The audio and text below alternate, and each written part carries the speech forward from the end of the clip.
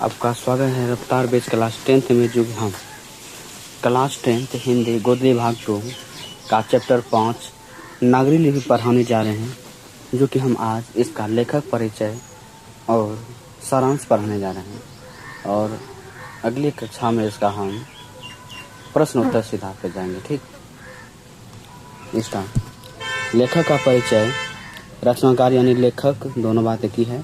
लेखक कौन है? गोलंकर मूल्य। पूछ लेगा नागरी लिपि के लेखक कौन है? गोलंकर मूल्य। यही हिसाब गोलंकर मूल्य जी। जन्म कब हुआ था? 1935 को जन्म हुआ था। कहाँ हुआ था? महाराष्ट्र के अमरावती जिले में। ठीक, और गोलंकर मूल्य का मृत्यु यानी मौत कब हुआ था? 2009 ईस्वी में। ठीक, ये जो लिखा है अपने जीवन में प्रमुख रचना, अक्षरों की कहानी, सौर मंडल, भारत, इतिहास और संस्कृति, अंतरिक्ष यात्री, ये अंतरिक्ष यात्री भी रह चुके हैं। ठीक, आधुनिक लिपियों की कहानी, नक्षत्र लोक, सूर्य, प्राचीन भारत के महान वैज्ञानिक, ये प्राचीन भारत के महान वैज्ञानिक भी रह चुके हैं। ठीक, और आधुनिक भारत के महान वैज्ञानिक। ठीक, अब हम सीधे सारांश पे जाते हैं। ठीक, जिस लिपि में यह लेख छपा है उसे नागरी या देवनागरी लिपि कहते हैं। ठीक, करीब 2 सदी पहले पहली बार इस लिपि के टाइप बने और इसमें पुस्तक छपने लगी।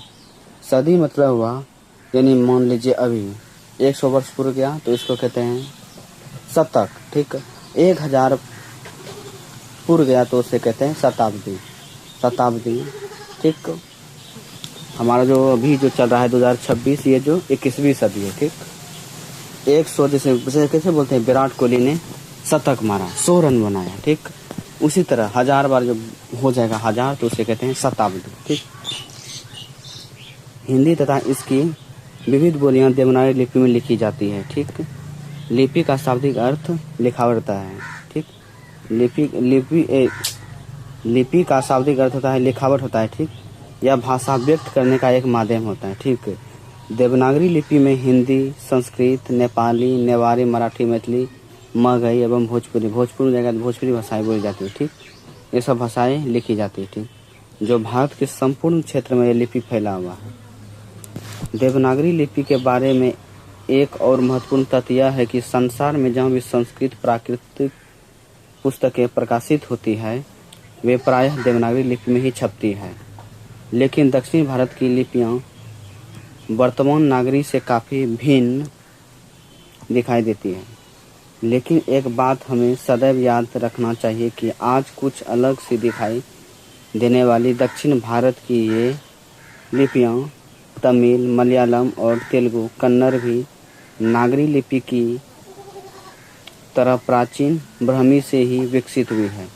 यानी नागरी लिपि जो है प्राचीन ब्राह्मी से इसकी उत्पत्ति हुई। ठीक, यानी विकसित हुआ, जो प्रायः बाएं से दाएं लिखी जाती है। यानी जो नागरी लिपि जो लिखी जाती है बाएं से दाएं लिखी जाती है। ठीक, ब्राह्मी लिपि का आविष्कार आर्य जाति का देन है। ठीक, आर्य जाति का देन है। दक्षिण भारत की यह नागरी लिपि नंदी नागरी कहलाती है। कहा जाता है कि दक्षिण भारत की यह नागरी लिपि क्या कहलाती है? नागरी लिपि कहलाती है दक्षिण भारत की। महत्व, इसका महत्व क्या है? कोंकण के सिलहार, मध्य तट के राष्ट्रकूट, देवगिरी के यादव तथा विजयनगर के शासकों के लेख नंदी नागरी लिपि में है। 12वीं सदी में केरल के शासकों ने सिक्कों पर वीर केरल से जैसे शब्द नागरी लिपि में अंकित है। उत्तर भारत के महमूद गजनवी, महमूद गौरी, अलाउद्दीन खिलजी, शेर शाह, अकबर आदि शासकों ने सिक्कों पर नागरी शब्द खुदवाए थे। ठीक, उत्पत्ति, उत्तर भारत की इस नागरी लिपि को हम देवनागरी के नाम ये जानते हैं। नागरी नाम की उत्पत्ति तथा इसके अर्थ के बारे में विद्वानों में बड़ा मतभेद है। एक मत के अनुसार गुजरात के नागर ब्राह्मणों ने पहल इस लिपि का इस्तेमाल किया, इसलिए इसका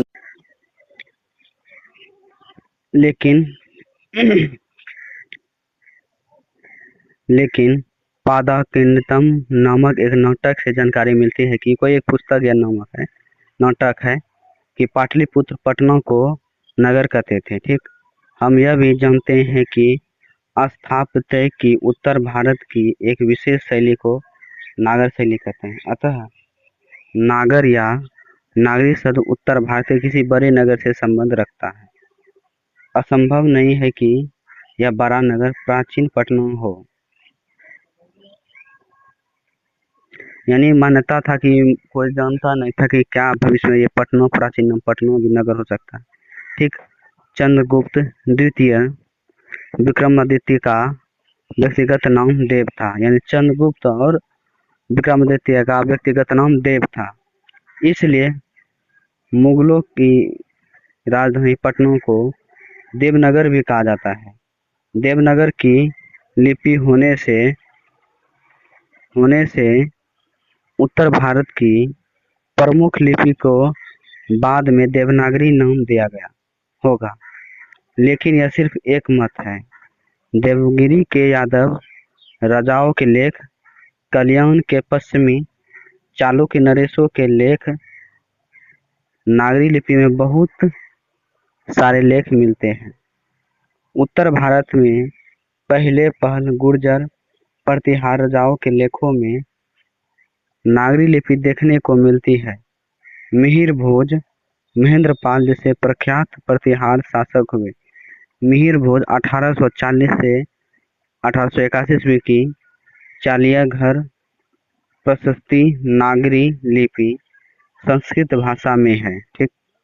अतः इतिहास से ही नागरी यानी देवनागरी लिपि का महत्व बहुत अधिक रहा है।